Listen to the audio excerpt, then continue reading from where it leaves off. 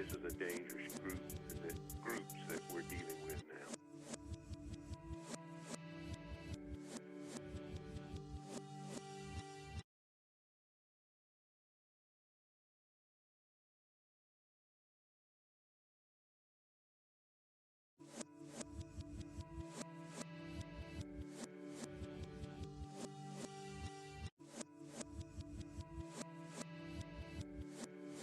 This is a dangerous groups that we're dealing with now.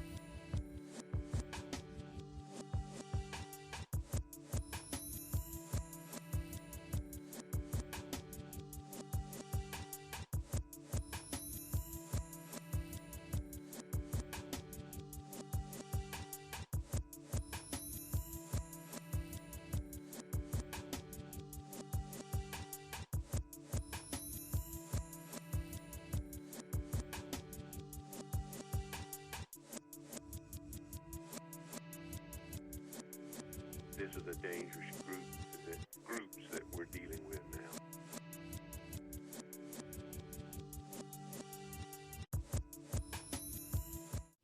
It's a new year. And a new season. 24/7 Buff Fandemonium isn't just a page. It's a family.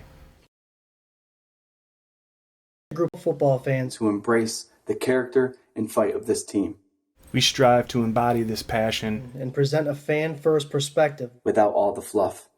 Enter the K-Gun Report. Season 2. The first season was exciting for 24/7 Buff Fandemonium. Talking football, connecting with fans, and having quality conversation. This season, we're stepping it up, and we want you all to come be a part of the conversation. On March 9th, 2021, The K-Gun Report Is back. let's go, Buffalo!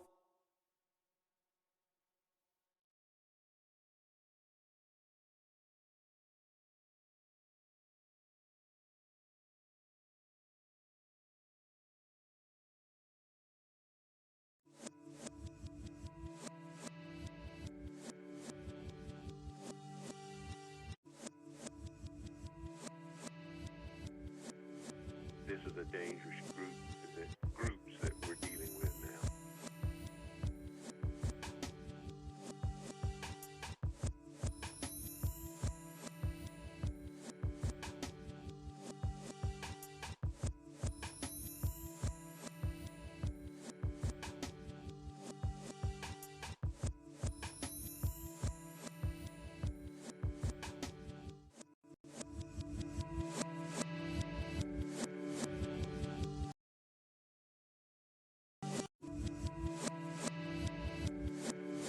This is a dangerous groups that we're dealing with now. Hey Bills family, it's Jared from 24/7 Buff Fandemonium, and this is the K-Gun Report. Joining me tonight, we have Scott, 24/7 BF.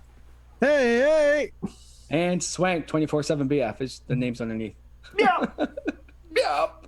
Welcome to the party, Season 2, Episode 12. A little different this week. We're going to do a little film breakdown. We're going to go over 2020's Week 1 matchup against the Jets. And we're going to do it just like we did last year. We watch game film, we watch the highlights, and we're just going to talk about the Jets game for about a half hour.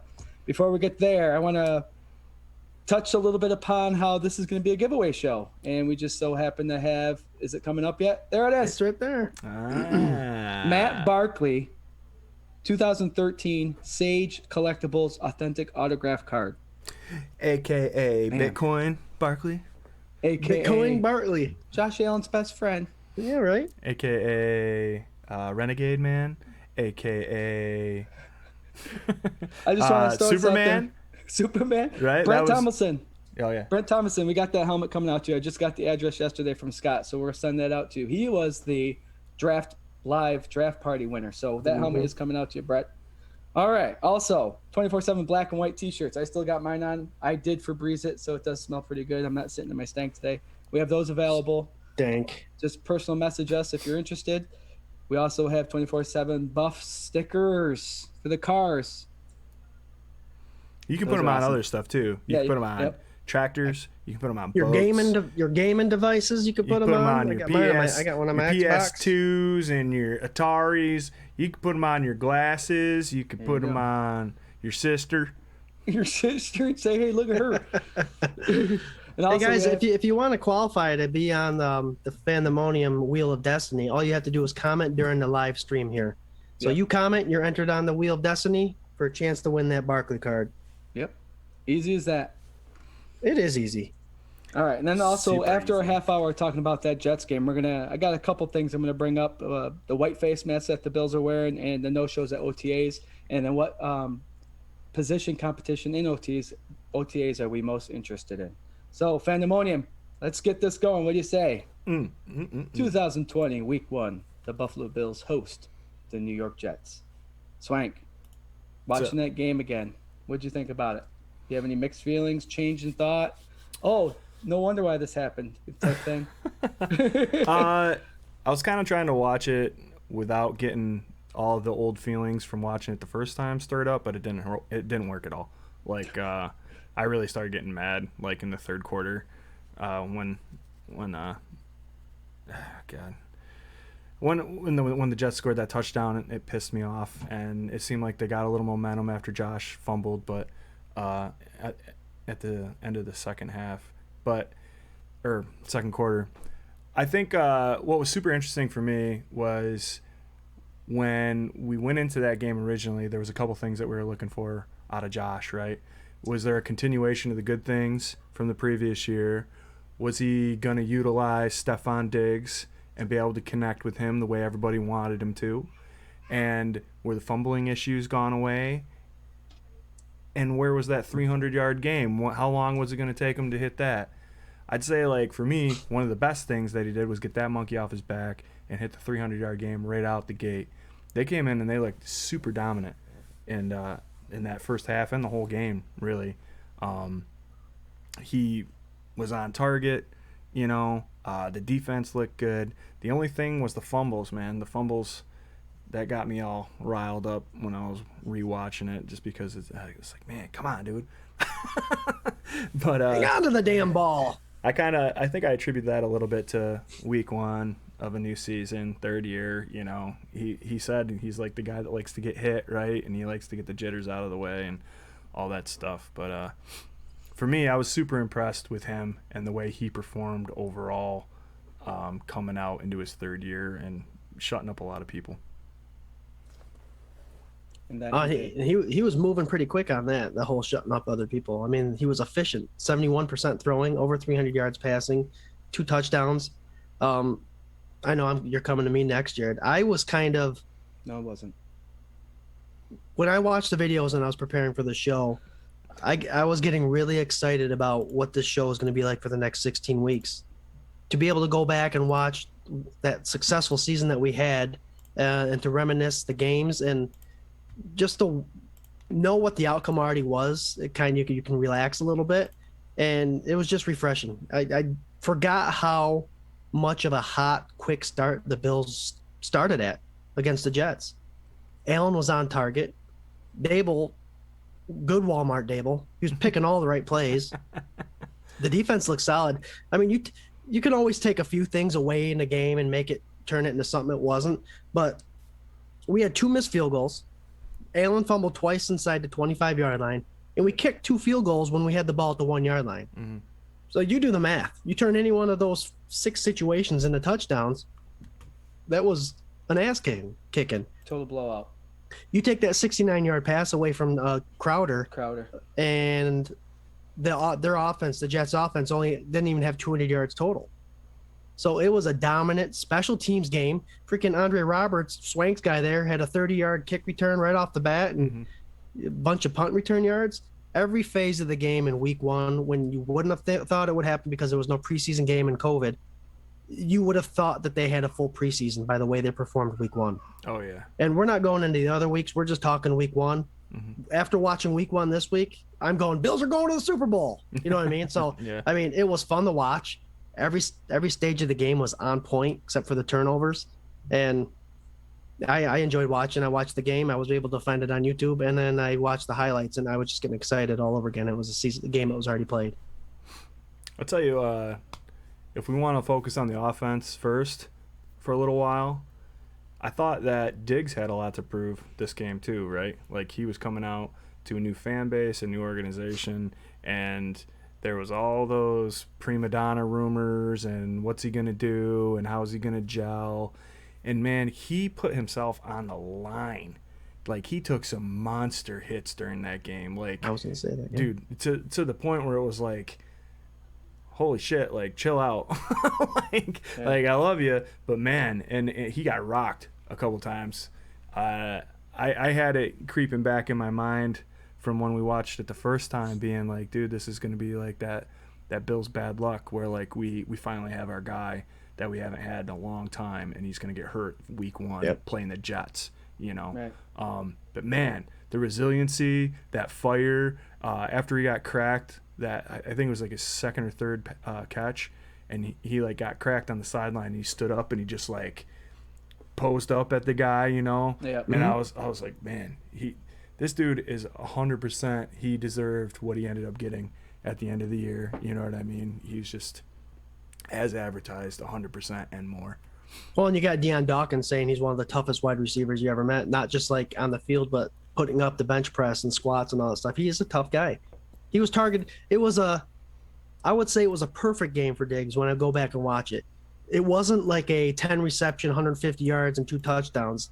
I think that would have been awesome, yes, but I think it was a nice, humbling, kind of like, this is the kind of game that Diggs needs to have to establish himself. 9 targets, 8 catches, 80-something yards, no touchdowns, and took 3 hard shots and stood up afterwards and kind of shrugged it off. And that I thought was a great start for Diggs' career in Buffalo.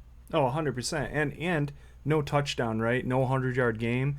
Made a huge impact, but wasn't like the center stage star of the whole thing. Was happy to give up and do what he had to do for his team to get the win, even against the Jets. You know what I mean? Yep. It just like, for me, that game should have squashed any doubts whatsoever about who Diggs was and who Josh Allen was. And, man, the rookie offensive players got involved super early in that game, right? Like, you have Moss's first touchdown, which was a reception, right? Yep. And then Gabe Davis had a couple of really nice catches and runs after the catch during that game too. So it's, I don't know, man. As far as like, without those fumbles, you dare say that was a perfect game. Without the fumbles and without the missed field goals. Yeah, and look, do you guys remember the negativity that baby Bigfoot Bass got for the first week or two because of all those misses, and then look, he becomes the leading scorer in Bills history. I want to get back a little bit how I was going to bring that up. He missed his first 2 kicks. Yeah. How Diggs was getting smacked in the mouth a little bit at the beginning. From what I remember, before we came in, the episode before we got to the regular season, that was one of our biggest concerns, was who's going to benefit more from not having a preseason, the offense or the defense, right? Because the defense has to react to how fast the offense is actually going to be, but the defense isn't going to hold back the hitting, where the offense doesn't know what real hits are yet. So how's that going to be? So I see how getting hit, a couple nice hard hits, getting the cobwebs knocked out of you, obviously was beneficial, because look at the season Stephon Diggs had. So, yeah. Before we go on to defense, do any of you guys have anything else about the offense? I just wanted to go off of what you were saying, Swank, is, again, I said it in the beginning, watching these games over again, it's like watching a movie over again. There's some stuff you missed. Oh, yeah. And with you saying that the rookies, Zach Moss and Gabriel Davis, I didn't realize how much of an impact. I mean, they were in there most of the plays in week 1. I mean, I have percentage of plays here. I have Gabriel Davis was in there 50% of the time, and Zach Moss 45% of the time, and they ran, I think, 80 something plays. So they got their experience. They got 40 plus plays in that first half, in that first week. Hell yeah. Well, it kind of goes back to that. You know how when you buy a brand new car and you're driving it around, and all of a sudden you're like, oh, there's another one. Oh, there's Yeah. another one, right? You know that effect that has with these rookies. You I've don't never really bought pay a brand new attention. car, so I don't know. Neither have I. but- Neither have I. I heard that's what A happens. new to though. me car. I mean, When I'm yeah. riding around on my bike, I'm like, oh, that's a Schwinn? Oh, that's a Schwinn. Oh, wait. The owner didn't tell me about that. Okay. But you know what I mean? You don't really get to see what's going on with the rookies because you're not used to seeing them. And then Yeah.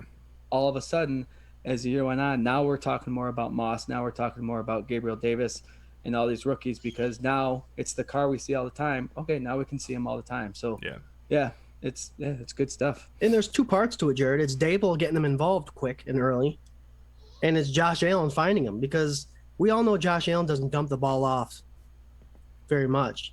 He passed the ball 4 times to Moss for 3 catches. One of them was a touchdown. Yeah. So he used them. So it's credit to Dable for calling those play calls, and it's a credit for Josh Allen for finding those guys to get them involved in the game. How about executing some of those screens, too?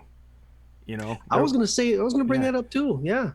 That was a big thing, the last couple of years that they weren't able to do that. And in that first game, they came out and they ran a couple of them, and they were effective. And they ran that little, what was it, the quick reverse or the quick little shoulder pass to McKenzie, and he turned the edge and does what he does. And, like, you know, I just That think, jet sweep. man, yeah, it's just Dable called, like, such a great game. That first game back. It was multifaceted. Obviously, there was enough opportunities for Josh to throw to rack up 300 yards and 400 plus yards of offense total. Like, I mean, I was missing that in a couple games where he put up losses this year. But man, it was super exciting. If we're done with offense, I was thinking, I know we were going to do offense, defense, but I think we should hit to the comments, man, and kind of do. Julio Jones. Well, we got a lot of stuff in the comments going on. Yeah. Let's talk about Star, talk about Julio, talk about a lot of this stuff if you guys are into it. Nope, that's what we do on our show. We get you guys involved, so let's hear it. Hell yeah. I was just gonna say that, guys. We have the stuff that we'd like to talk about, but if we got you guys here, we want to talk about what. Yeah, you we guys might as wanna well talk not about. wait until the end, right? So Right. here we go. Joey Hatch says, "Don't understand why Star was not there. What are you up to it out last year? I'm sure he can use the work." Yeah, so with the OTAs, they're kind of weird because people want to focus on who's there and who's not there. I don't know if it's a big deal. I don't know if Bean or McDermott have come out and said why they're not there, but you know, you don't have to be there. It'd be nice if you were, but they got to have a reason. So I don't look too far into that. Personally. McDermott sounded like he was kind of disappointed that Star wasn't there. But I have a list of people who weren't there. Star, Stephon Diggs, Devin Singletary, Tywan Jones, Emmanuel Sanders, Mitch Morse, Darrell Williams, Jerry Hughes, Mario Addison, and Vernon Butler. People don't go to OTAs. That's the thing. I think what people are most disappointed is the fact that Star missed the whole season last year, and they feel that he should be there. Yeah. Right. And I'm on the fence with that. I agree with that. I do. But at the same time, it's like Star is a veteran. He's 30-plus years old.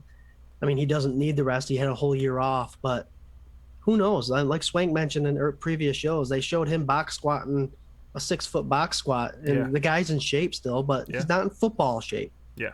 So we'll find out in June when the camp, the OTAs are no longer optional, when they have to be there. And I know he's a vet and all that, but sometimes, and I agree with, you know, that comment, why wasn't he there? And that's exactly why. If it was somebody that was there last year and played, then it'd be like, oh, don't worry about it. But it's someone who wasn't. But being 30 years old, 31 years old, sometimes this game's all about muscle memory. You know what I mean? Getting those quick swipes and how to do it. You get somebody here, you know how to take care of it. If you're out a whole year, and I don't know what he did in the offseason, but you kind of hope that he wants to get back in there and get that stuff going again. So that's a good comment. What do you think, Swank? I think what we got to realize is that he opted out for COVID, right?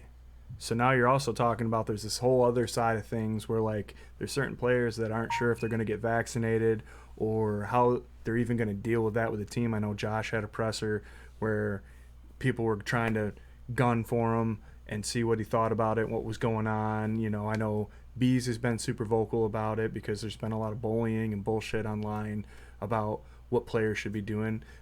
There's also the CBA. The union's really like kind of trying to get the players not to get too involved. I know the Dolphins. Did you hear about what the Dolphins did? The Dolphins agreed to come to like OTAs and workouts, but they had to sign an agreement with the organization that it wasn't going to be too strenuous. Okay. So they were going to go and work out, but they didn't want it to be overexertion. That was the players? Yeah, that was the players' agreement. And the Dolphins, again, what we've been saying about the Dolphins for the last couple of weeks, agreed to this. Just to get them in. This is Tua again. They're babying them. The whole team, you know? If you're winning, it's one thing. Yeah. But you're not winning yet. Yeah. And you still have a young team. What are you doing? I don't know. But so for me, maybe the star thing isn't so much that he doesn't want to be there and he's lazy or whatever. You know, we all want him to be there. I think as soon as it counts, he will be there.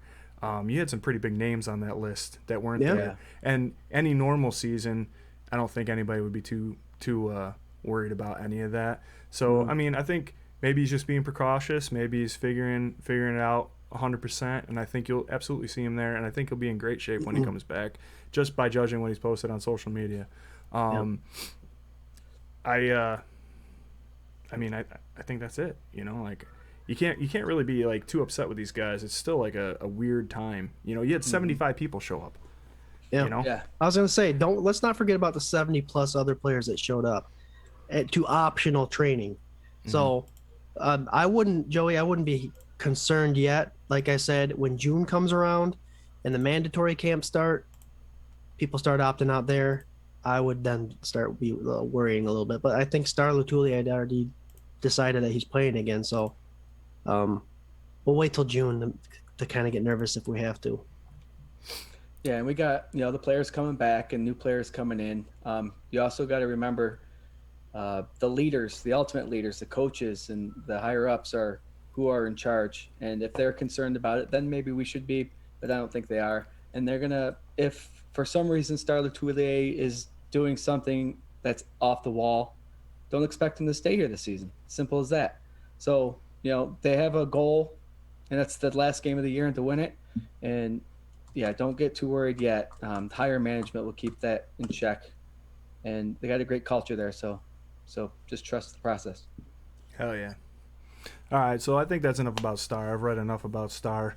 Everybody's talked about Star enough. I'm still excited for his contributions this year. He better come in and step up, because if he doesn't, there's going to be a pretty big hole to fill, and B, I think there's going to be hell to pay. I don't think you're going to see Mr. Lotulelei on the roster if he can't come in and make it happen. So you're either going to get Well, McDermott and Bean aren't going to baby anybody. No. And if you're not going to show that you're committed, like the 53 men that were on the roster last year coming back, if you're not there 100%, you bet your ass you're not going to be part of that program. Well, and I don't think, there's never been a history of that with him either. Nope. He's always been a hard worker. He's always come in and given it all. I mean, he's like a silent, unsung hero. He doesn't get a lot of credit, but again, takes up 2 blockers. He's been a consistent performer on that D line all the way back to Carolina. So let's just see how it unfolds before we start getting all Bill Z Mafia Z's on this shit. All right. All right. Sorry. Oh, there's Yeah, go ahead, buddy. card. Oh, look at Hey, you. quick, if you're watching tonight, if you're watching right now, say hi, say go Bills, do whatever you want. If you make a comment, you're going to go on the Fandemonium Wheel of Destiny. And we'll give that baby a spin and we'll post the winner tomorrow. Let the winner win. Let the winner win. Yeah, if you're coming on the show and you're only on for 2 minutes, say hi. At least put yourself in yourself in the running, give yourself a chance to win it. Hell yeah. Oh yeah. All right, But- so go ahead. Are we transitioning to defense? A great topic was the Star Lotulelei. We got another question? Yeah, Let's we save got some that more for us to do here. it. Yeah, okay. So we got a lot to talk about. Well, first I want to get it to my boy Eater's comment, which is I'm super excited for this upcoming season. Can't wait for the Bills Muta triangle. Bill's Muta Triangle. So now there's a lot of talk about Julio. Yeah. I think we could get Julio for Singletary in a third. I like Breida. How do you guys feel about Moss, Breida, Wade, dare I say, backfield? We also I never had, made that. that was Jason Hebert. Herbert. Uncle James was asking what do we do to spend our $4 million in cap. There's a couple of different questions about Julio. What do you guys think about him? You mentioned the cap, Swank. Mm-hmm. I think that's enough said. $4 million. Yeah. We can't afford Julio. Yeah. Even if we get Singletary's making $1 million, so you just open up $5 million. I don't think we can. I don't think they're gonna go after Julio. Our offense is potent enough, and that offense has got another year under their belt. So Yeah. I'm over the Julio thing. I've seen a lot of if the Eagles drop Ertz and all that stuff that we should go over them. Our cap space, we have $4 million.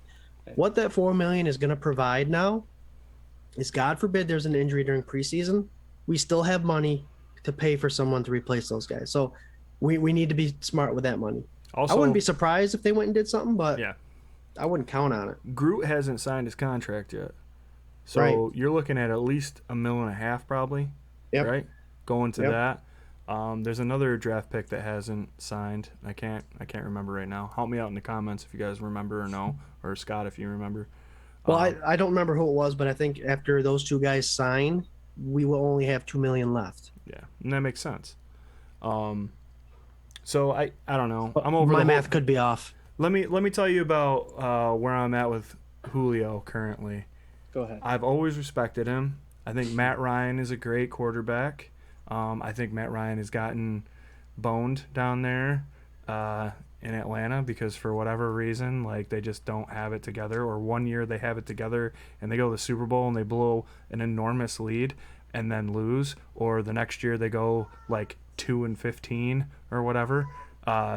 So I get his frustration. I can't believe that he's been this vocal. I think this season's been weird for like class act players like Julio and like Aaron Rodgers, who everybody I kind of thought a little more of him than what he actually turned out to do with all this crap in Green Bay.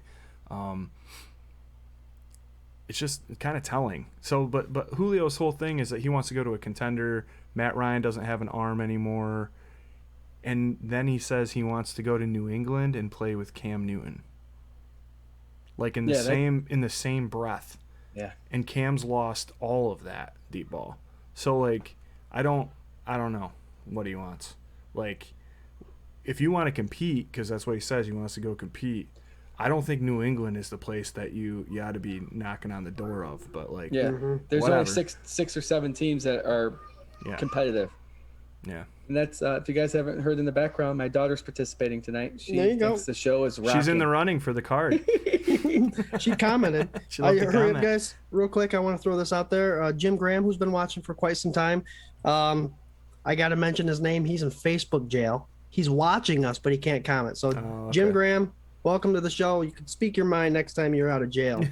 Jim, I put you on the list, so you are on the Fandemonium wheel of destiny. So We right. also got, let's see, David Williams. Hello, gentlemen. Great show. Thank you so much. Thank you. Who leads the Bills in rushing this season?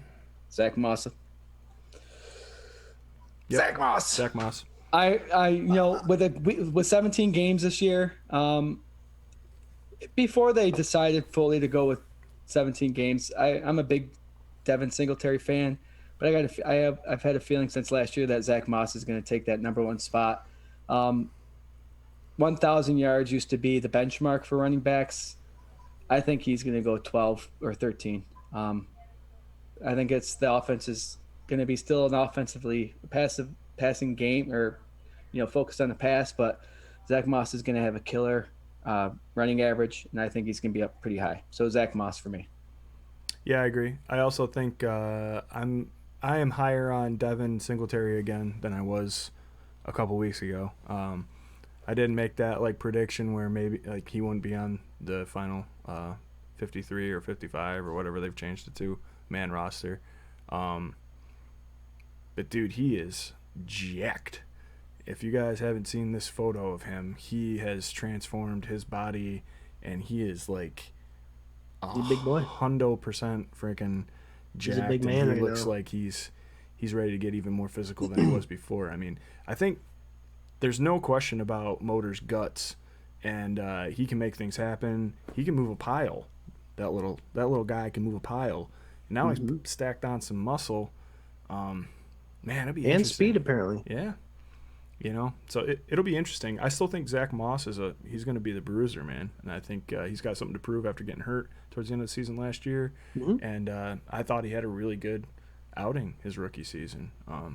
Did everything they asked him to, right? I mean, aside from that stupid fumble coming out of the end zone, was there anything else that he did that he really screwed up, Think about this, Swank. Almost 500 yards rushing on a heavily passed team as a number 2 running back. Yeah, So, I mean, my numbers are all over the place. I don't know what's going to happen to the Bills running backs, but I wouldn't be surprised if they each hit 8 rushing, 800 yards. I think Singletary's got a lot to prove. McDermott and Bean, well, mostly McDermott was smart to come right out after the AFC Championship game and say, we're going to address the run game. You want to bet? You can't put it by me that didn't put a fire under his ass. That's why he's doing what he's doing this offseason. So, not only was that a little Bean smoke or McDermott smoke for the draft, but it also put Singletary in a position where we might have the most dynamic backfield in the NFL. Already both ranked top 5 in pass blocking. So who knows? Watch out. Watch out. watch Yeah, out. I mean, that's a very important stat to throw out there for those of you who are watching, the pass blocking stat. Because so often when you have certain running backs come into the game, there's a higher percentage that they'll either run the ball or pass the ball. When you have 2 running backs that can pass the ball or can pass block, it's still up in the air, 50-50, running or passing. Running back's not going to come in. You're going to, they're running the ball here. No, both running backs can pass block. Yeah. Now, when Breida comes in, you better believe he's running out to sweep the flats for a pass or doing something. But Can you imagine running reverses with Breida and Isaiah McKenzie on the field? That's they're fast. both so fast that I it mean, may no be time to think. an option for Breida that's to what give I'm it saying. or keep it. That's what I'm saying. You flip it to him, and you go and what are you going to do? And Who do you Breida, cover, if you see field in front of you, Breida, you keep running the ball. Yeah. If you don't, give it to McKenzie. Yeah, man. That's that next level kind of option play like that the Browns are trying to like get cute with that I don't think they really got it. Well, the good thing is Dable watches us, so he's now going to use that play in his playbook. Exactly. I know. Yeah, and it depends on how drunk he is for whether he's good Walmart or bad Walmart right now, but I'm going to say he's sober. Hey, Quick the shout-out. more years you're with a team, the better. I mean, Dable did a good job last year. He was on more than he was off, but a whole nother off season, preseason, and season with the same team. Dude, how do we have him and You Leslie? have to believe he. I don't know. You have to believe they're going to be more on than off. Yeah. Josh gets 4 years with this dude, Oh man. Anyway, Yep. What were you gonna say? I'm sorry, Jude. Shout out to Dwayne Hyde. He wants on the wheel. You are on the wheel, and he's from Canada, our north neighbors. Welcome, go. Dwayne. Hell yeah. Double reverse Jamie Norson. Boom. Boom. I'm telling you, Breida gets a deep enough angle on it, he'll be able to see that green in front of him. And if he gets the read to keep that ball, Breida, get us that big play. And or go the other way too. If you dump it to Isaiah first, I don't get. You could do either one, man, and you could run that play twice a game, Yeah. and they still wouldn't know what to do, or you could fake it. Yeah. Can you 'cause guess imagine what? if you get Swank, over on them once and then you That's what I'm fake it on saying. them and you just That's what I'm saying. bomb it downfield? Oh god. You can actually run it twice a game, but you can run the fake about 10 times, 15 times a game. Oh yeah, dude. You can do. So- Who was? Oh god, I can't remember what era it was. I feel like it was the Colts. That they just they were like such a good running team at one point, where it was just they rammed it down some team's throat, and then the whole fourth quarter it was all just like play action. Play action. Right. But they couldn't do anything but stack the box because What else you gonna they do? knew they couldn't stop the run. It was man, it was so great to watch. All right, this is you guys are really killing it on the participation tonight. Thank you so much. There was a couple really good ones here that I wanted to see. Oh, a lot of talk about Calvin Benjamin becoming a tight end. With this Yeah. Desperado. Popeye's biscuit away from being a tight end. That's Ingram's there. Amazing. Evan Ingram's there. He's not going to be the tight end for Giants. I doubt that's going to last. no. And I don't know, man. This Tebow thing, I don't know. I know everybody wants it to work out. I'm not like a huge Tim Tebow fan.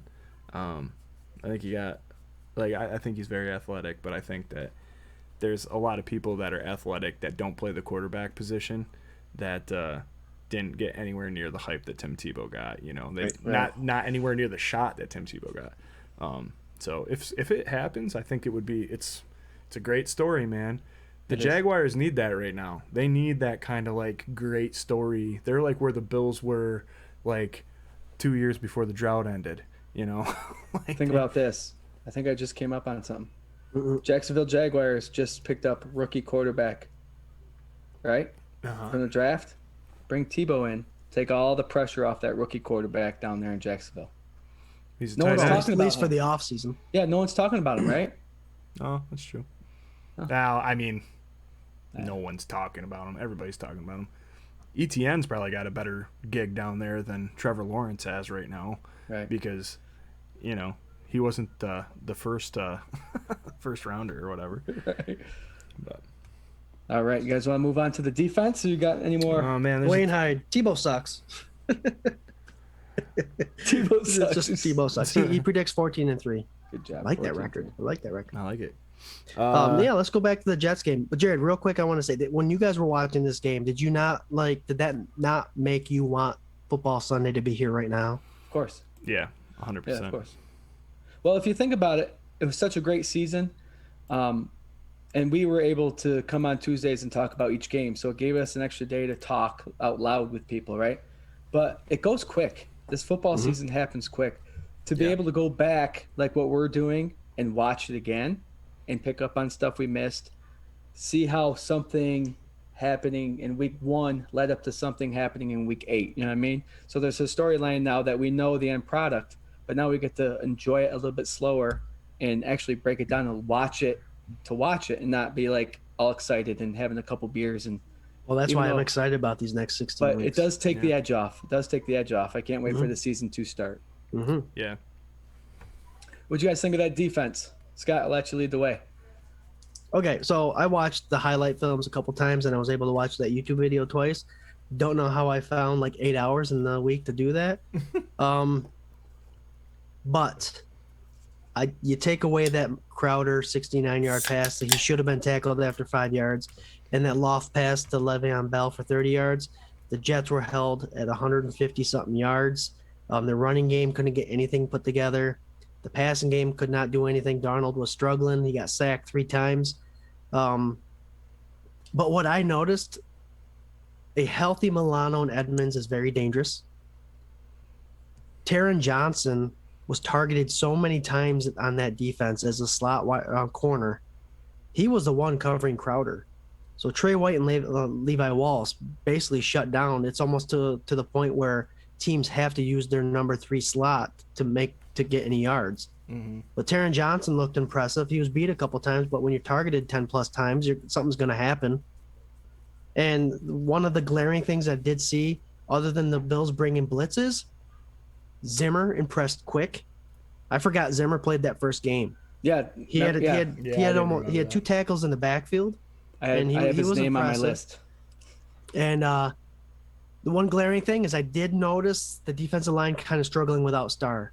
Yeah. Now that you know how the season went and how the front 4 kind of struggled throughout the season and how big of an impact, because remember week 1 we didn't think Starr may have been that big of an impact. When you watch week 1, you notice that there was something missing on that defensive front. Even though they did have a shutout game, you could sense there was something missing. Well, you say that, right? Who was the leading rusher for that game? Is it Allen? For the Jets. Frank Gore, Frank Gore. 24 yards. 6 24 attempts. yards. And Yeah, that's Le'Veon still- got hurt halfway through. I mean, you can say the line struggled, and we know the end of the book, right? We skipped to the end of the book, so we already know how all of it ends. But man, they didn't play that bad. It was a bad Jets team. We know that now too. But I thought that line. I didn't think the line did that bad. Well, the numbers here, Swank. Bell, 6 attempts, 14 yards, 0.2 yards a carry. No, it's just actually 2.2 yards. 2.3. Yeah. And then Frank Gore, 6 attempts, 24 yards, so 3. So you're right. I mean, yeah, I mean, if that's why Star's there for that, right? Yeah. Right. You know? and it's done. So Shut that. I thought that that first game, but you're going up against a lackluster offensive line. You're going up You had a against rookie Sam left tackle, Darnold. Becton. Yeah, exactly. So there's a lot going on there. I don't know, man. I was really focused in on that Milano Edmonds thing. When Perfect. everybody was healthy, Jordan Poyer getting in it, Hyde, like you're saying, the corners locked everything down. Aside from that one blown assignment with Crowder, like you really can't bitch about that game too much defensively. Right.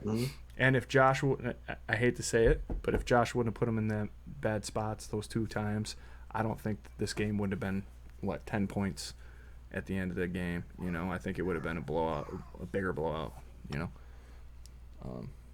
Yeah, the one thing like you said, the Star Latulier not being there, I saw the line getting a lot of pressure the whole game, especially Zimmer. Zimmer was in there. Carrington, who's number 92? Number 92, big guy. For Anyway, the Bills? yeah, he was getting in there pretty quick. Daryl Johnson. Johnson, there you go. I said Carrington. That was Bigger back guy. in- You mean tall guy. He's a he's tall guy. The defense was doing pretty good. It was nice to see, like you mentioned, Taron Johnson, knowing whenever I see that jersey now, number 24, Taron Johnson making tackles, the first thing I run to is that Baltimore Ravens interception for touchdown. So Taron Johnson will ever be a great Buffalo in that aspect. But to know what he started becoming, a tackling machine, to see him coming into that game and making tackles was awesome to watch. Tre'Davious White locking down, breaking up balls, that was awesome. There's an excuse that a lot of people like to throw out there, and it's there was no preseason game, right? We kept the Jets to minimal yards with nobody having preseason, but also it's the first game of the NFL season. Both teams should be hyped up to go. Yeah. Right? And our Bills stepped up and shut them down defensively. So that's exciting. That Crowder touchdown we keep talking about, it wasn't really blown coverage. It was just like 3 missed tackles and bad pursuit. Yep. You know what I mean? So ultimately that happens. Which is worse, I guess. I guess it could be. The Jets went 3 and out, 4 out of the first 5 drives. AJ Epinesa, remember, he was inactive. I think a lot of Bills fans at this time were like, why is he inactive? But little did we know the Bills were kind of trying to mold AJ Epinesa to the 265 frame instead of the 280 plus frame that he was in. So I think the Bills were slowly strategizing through the games to come. And, with the whole AJ Epinesa thing, because he wasn't injured or anything. But the defense was definitely impressive. But then you go to Swank, and he would have told you right off the bat that Darnold would have struggled because Darnold's overrated. I was going to say, man, that defense shut down the best NFL quarterback that the league's ever seen, man. Like Sam Darnold, he's amazing. Just ask everybody at the ESPN, all of them. I know, everybody. If he had a team around him, I mean, ugh.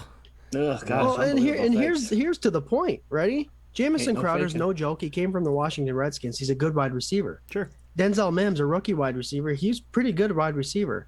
Frank Gore, Le'Veon Bell, Chris Herndon, who the year prior was a pretty good tight end. I think he almost made the Pro Bowl. So you have talent, Darnold. You had talent. You got to do something with it. This whole not helping him out. Maybe the line, we had a rookie left tackle in Becton, but Darnold, he's your man, Swank, and he didn't do nothing. All right, My quick, guy. I want to throw out there, so we can move on a little bit. Oh my gosh, where is he? Dwayne Hyde said Tremaine Edmonds is going to be great this year. What's that quote that he put out there?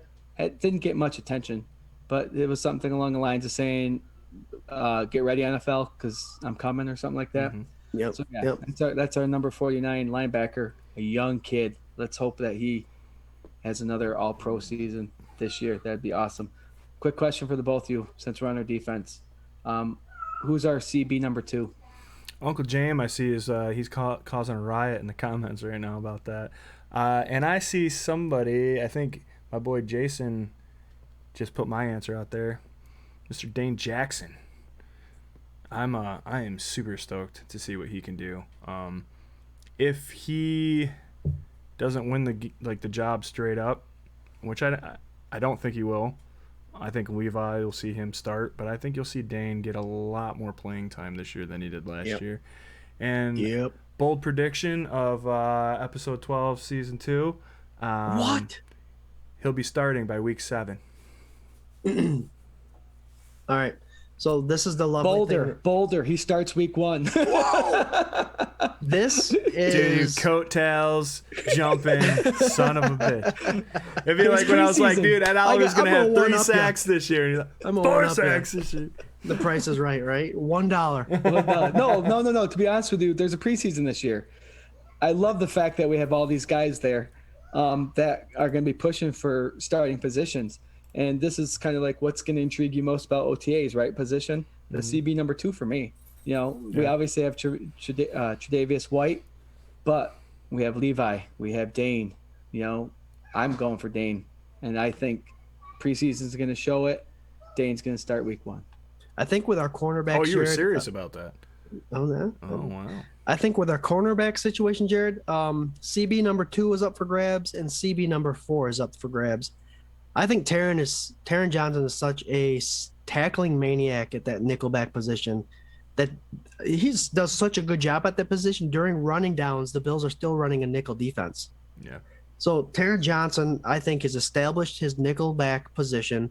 I think he is top notch in the NFL at that position. So you're gonna and Trey White's obviously gonna do what he's gonna do. So I think it's CB number 2 and CB number 4 that are gonna be up for grabs. And I love Dane Jackson. To hear what Aaron Donald said about him and training and Pitt and all that stuff, and how he motivates Aaron Donald to do better. And McDermott already came out and said that he loves what he's doing. And then we have on the other side, Levi Wallace, always rising up to the occasion and beating whoever they put in front of him to try to compete for that position, which is only best. It's only better for the Buffalo Bills. Yeah. Levi Wallace at number 4, Dane Jackson at number 4, Levi Wallace at number 2, Dane Jackson at number 2. I think we're safe. Well, Our 4 corners are safe. I think you're going to see those 2 spot. Like, they're just going to swap them guys constantly. And to watch out for Wild Goose. Yeah, I think he's going to get cut. Sickest name ever. Maybe duck, right? Dane Jackson's got a sick name too, but maybe we could just like get him to hyphenate it, change his name to Jackson Wild Goose. There you Listen, go. Swank, I like that fact that our CB number 1s can be out there every damn play. Yeah. Each player has their strengths and weaknesses, right? Mm-hmm. And if we have the ability to play Dane or Levi according to who's out there each week, I love it. Keep them fresh. Sure. Keep them out there. That'd be something. That'd be something new. You don't see it too much in the NFL. They're not shy to rotating a position, right? That whole D line has been nothing but a rotation, including up to this year, right? Mm-hmm. So the Bills are all about game planning and bringing in and activating rosters according to what they believe is going to be an effective game plan. So much to where we're talking about week 1 against the Jets last year, they inactivated Lee Smith because they knew where they were going to go 11 personnel and 10 personnel majority of the game. So yeah, that CB number 2, Dane Jackson has his own set of skills and Levi Wallace has his own. So I wouldn't say any of them are going to be put on a practice squad or inactive, but I can see them switching back and forth between CB number 2 and CB number 4. The Bills have been getting really good at doing that. Yeah. Well, and do you think between Dane Jackson and Levi Wallace swapping it to, is that a better situation than when we had Josh Norman last year? You know, I think Josh Norman was primarily a mentor kind of figure. Sure. And he was well rested. He had he very well rested, yeah. But he had some like splash plays, man. But other than that, was a couple fumbles and all. Yeah. Yeah. Swank, I loved it last year when I was saying something about Josh Norman, and you said something like he was trash or something like that, and you weren't a big fan. And then, like within the next 5 minutes, he took that interception for a touchdown. You're like, never mind. That's because, man, the most infuriating thing about Josh Norman, I loved him when he was on the team, to be honest. I loved the idea of signing him. I wish that somehow he would have been like 3 years younger when we signed him. But the thing that like sucked about him was that he would like he would get a PI call at the most inopportune times or a holding call, and it's like, dude, you are a veteran. You're a Pro Bowler. You've like done a lot in your career to where now you're just trying to hold on that little bit of what you have left, and instead of just doing the smart play, you gotta hold somebody or grab them or do whatever, and then act like you didn't do it, and then, oh man, that drove me crazy. Because it's like, dude, it would literally be like he would do like an amazing play, and then the very next play, after being hyped up, he would like grab somebody or something, you know? And Right. I was like, God, dude, you can't So help it then takes away- hurt. Yeah, I mean, if you held or you had PI, just don't say anything. Don't complain about it. And that's what you like to do. Yeah, when you make a great play and the next play you have a dumb-headed play, it kind of negates that good play. So yeah, I feel you. All right. They're talking about that stiff arm. So yeah, there's your stiff arm, Josh Norman. He'll that image will probably be replayed for many years to come. Jared, we giving away anything tonight? Yeah. Oh, well, Matt Barkley. Tell us about it. Sage, authentic, autographed card. Josh Allen's best friend, quarterback best friend, Matt Barkley. If you're here just visiting for a minute, at least leave a comment and you'll be entered on the Fandemonium Wheel of Destiny to win that. Wheel of Destiny. Wheel of Destiny. Destiny. All right, we just talked about the CBs a little bit, and Scott, I'm going to go to you. With episode 12 coming to an end shortly here, what's your OTA position competition that you're looking most forward to? Mine is wide receiver. Wide receiver. And it's for a couple of different reasons. Not only am I excited for Isaiah Hodgins, obviously 1 through 4, 1 through 5 even are kind of locked in. Diggs, Bees, Sanders, Davis, McKenzie, I believe. So there's 5, and I think the Bills will carry maybe 2 more, so 6 and 7. I'm really excited for Isaiah Hodgins. Injured last year, shoulder surgery. I think he is a big presence in the red zone. He was in college. He had a crazy wingspan and a crazy catch percentage in the end zone. And then the rookie they just signed, in Stevenson, not necessarily, I don't think, for wide receiver.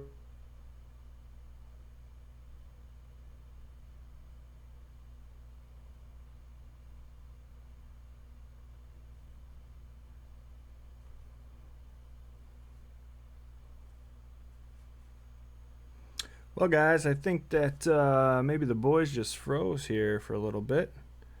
So, yeah. You guys hear me? Jared, can you hear me? Yeah, I can hear you. Oh, I just there you got out? guys are. Yeah, yes. Okay. You guys froze hard. So, Scott, now you're back, buddy. I was waiting to hear. I thought you were just taking a long. So where was I left off? I thought you just took a really long breath. You were No, talking I'm looking at it now. You were talking about the wide receiver Okay, there I am. competition, and you got to Isaiah Hodgins and how you were super excited, and then you went. Okay, so the reason I'm excited about Hodgins is more of not Hodgins, but the wide receiver position is because of the preseason. It's been a long time since the Bills have had depth like they do in the wide receiver position. So with 3 preseason games and what Bean and McDermott are able to do with their players, I'm excited to see what Duke Williams, Gentry, and some of the and Kumaro are able to do in preseason to see what we can turn those guys into as far as draft picks or trades, because there's always injuries in the preseason. And I honestly think, I know we all love Duke Williams, but I think preseason is a good way for him to find himself to be able to play in the NFL on a football team. Yeah, Yeah. I agree. I mean, I'm over Duke Williams. I don't think there's a spot for him anywhere on this team right now. I think the practice squad could be better suited with somebody else, and I also think that he had his shot. So please don't take a whole bunch of shots at me for thinking that, family. But yeah, man, I said it a couple episodes ago. There's just not going to be a whole lot of room for like these really like heartfelt Buffalo rags to riches kind of stories anymore, because the team's too damn competitive.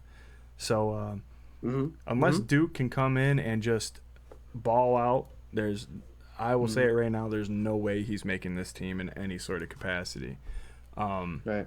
I think you know what you're going to get. But can't you see Bean and McDermott using him in the preseason and kind of using him as bait to maybe get a 6th Yeah. 5th round pick. Yeah, man, I hope so. I think Kumaro actually is more of a trade bait like that. But I also think he's kind of Right. a guy that you might want to hang on to for as long as you can.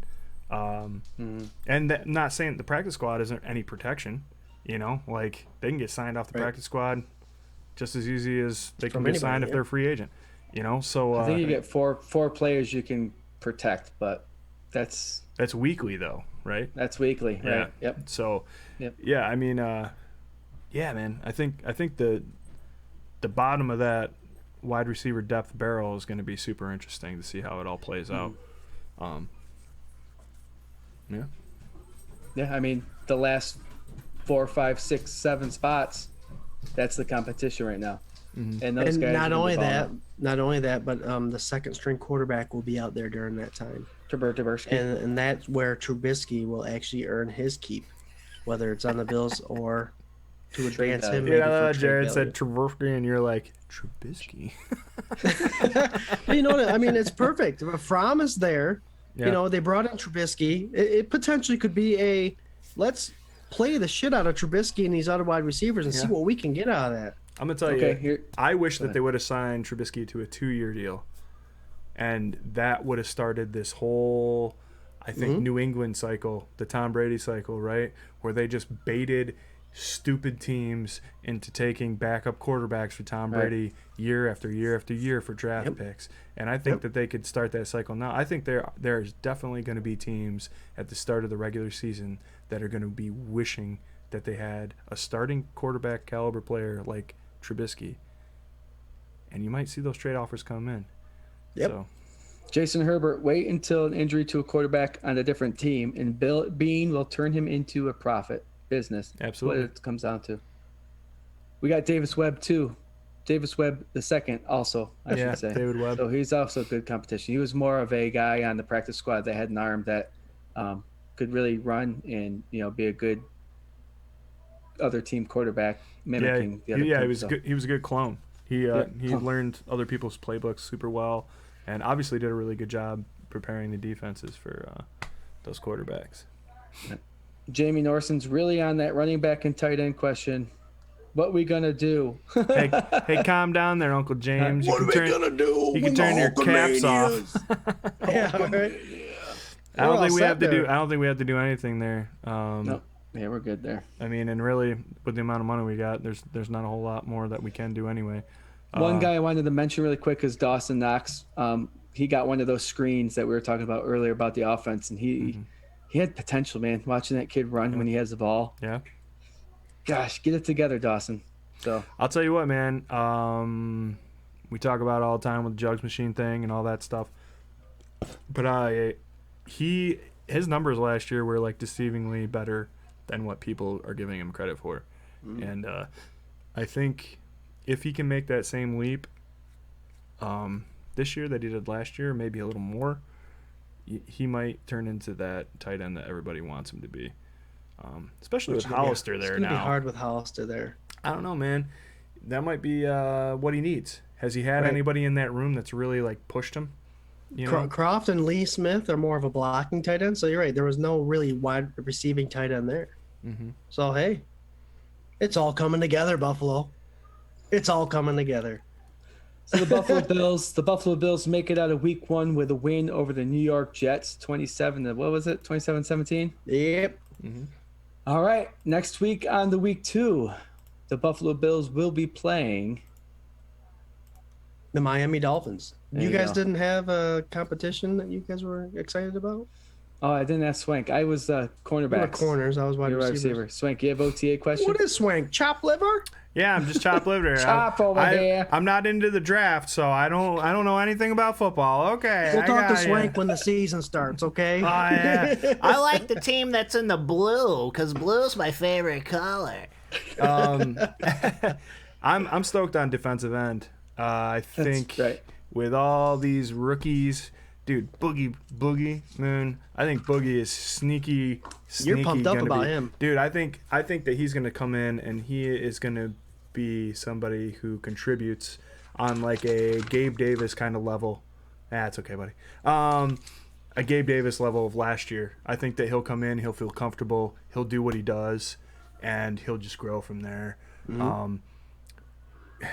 I want Groot to come in and figure it out by week 6 and just be a monster like everybody thinks he's going to be. I'm not a super big gambler. I'm not like a big like forecaster. I'm like one of those guys. It's like, Let it play out as let it it is. play kind of out, thing. dude. Odds don't mean anything until the occurrence happens, right? I say that all Right. the time. So like, something could be 10-1 until it happens, and it's 1-1. So I'll wait for it to happen. If it does, great. Josh Allen, it's happened. Great. And I trust Bean, McDermott, and all that stuff. Man, Epinesa. Nobody's talking about Epinesa right now. It's Yeah, all it's about good. the new shiny toys. Yeah. And I'm telling you, man, I think that he's fast and he can do it. He just has to put it all together. He's like a puppy, with the Well, the legs he's a going new toy faster than the essentially, front, right? Swank? Yeah, He's I a new think so. toy now because he's dropped the weight. And now he's had an end of the season last year and a whole off season to prepare Sure. at his new weight. So he is exactly what the Bills prepared him to be. Mm-hmm. And now Carlos Basham and Russo, we figured out that's how we say his name, Groot. Mhm. They're all young bucks just ready to go, and they're only going to be. I could see those guys hyping each other like hardcore. Oh, sure. And Edison, and he was going, "Did you see them young whippersnappers go around that edge using that sweep move? I taught them that." I don't think you're gonna have Jerry Hughes laying back at all. I think he Oh, knows that he's got a these couple young bucks coming He's got a in. couple years left in him, and he's gonna come out and show him why he's a starter. Yep. I think Addison too, man. Addison did not get as much credit, I think, as he should have got last year. He came in and he performed solid. If it wasn't for him, you would have had a real boring sack total out from the defensive end and line category. You would have had Jerry with what Jerry did, and then, God, man, the blitz packages were the ones that were producing the most, right? You got the linebacker blitz, you got the corner blitzes, all that stuff, safety blitz. Yeah, without Addison, the numbers I think would have been real sad. So I think And you're saying that- we have the perfect scenario on defensive end right now. Is you got the young bucks coming in, all wily and hyper, and those old bucks over there saying that we gotta bring it. yeah. And you guys saw Embedded? Did you see the first episode of Embedded? Yep. Dude, he wants to come in. He wants to push the vets. He's a leader. All that stuff. Show it. Show Yep. me. If that's what you're Show. doing, show me. Yeah. And yeah, 100%, dude. Joey Hatch agrees with you. I think we might actually see some people be cut that people thought were going to make the team from the defensive line. So, yeah, that defensive end, defensive line is going to be fun to watch. And I cannot wait to watch that either. That's a great point because we got so many fun things on there. Jason Herbert's a concern about Ed Oliver getting his head out of his ass. I talked about it a couple weeks ago. Tech 1, Tech 3 defensive tackles. It was hard for Ed Oliver. He was playing out of position, and those techs are the reason why he was out of position.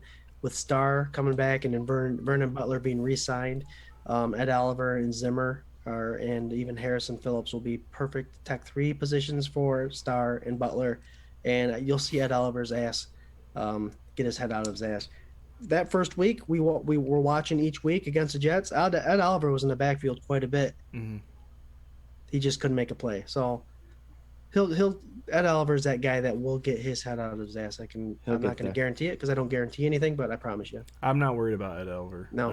I think his rookie season, you can see this dude's motor too, man, right? Like his rookie year, all he wanted to do, he was like a lot of dog references I got going on, but he was like Spike and Tyke, right? Like he was like Tyke, like somebody would hit the quarterback and he'd be right there and he'd just be like, oh, I was like so close, And that first time he got his first sack, I don't know, the Dallas game, right? There was just like a ton of stuff with him where it's like if he was able to build on that the same way his rookie or the second year as he did his rookie season, I think this year you'd be like, bring it on. Watch like I don't think anybody would have any questions about Ed Oliver. Nope.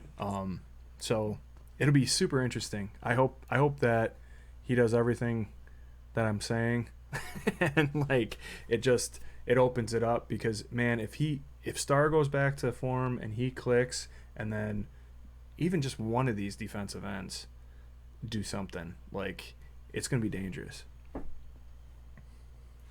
Yeah, it's going to be fun to watch. Fun to watch. All right.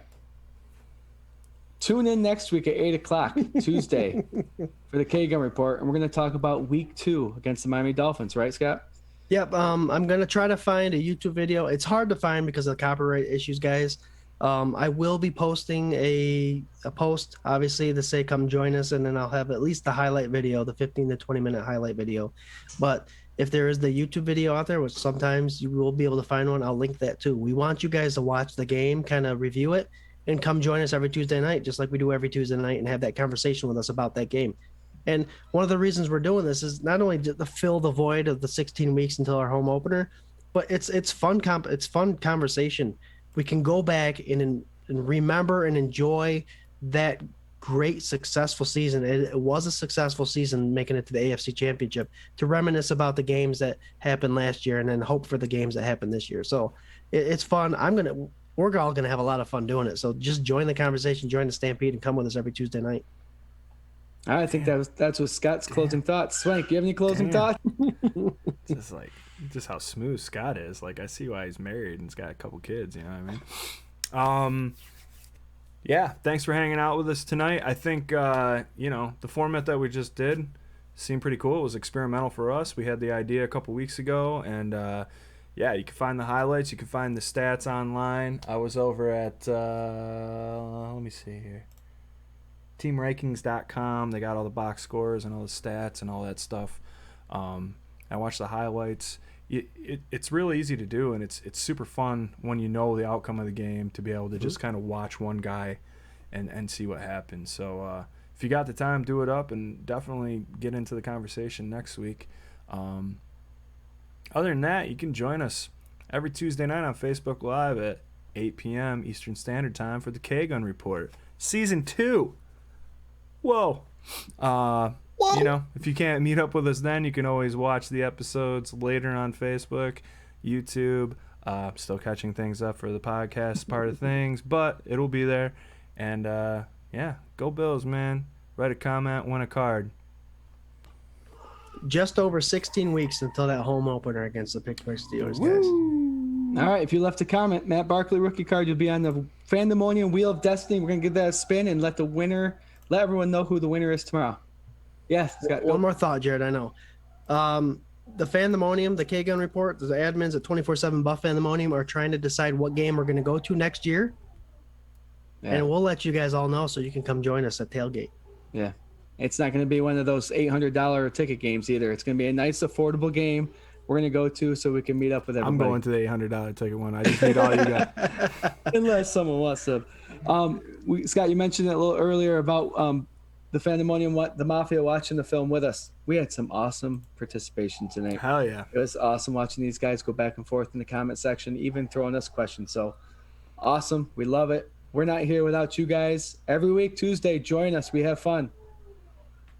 Next week, Tuesday, 8 o'clock, K-Gun Report, Season 2, Episode 13, Buffalo Bills versus Miami. And we'll talk about what happened this past week. As always, guys, till next week, go Bills. Go Bills. Roll that ass. Go Bill!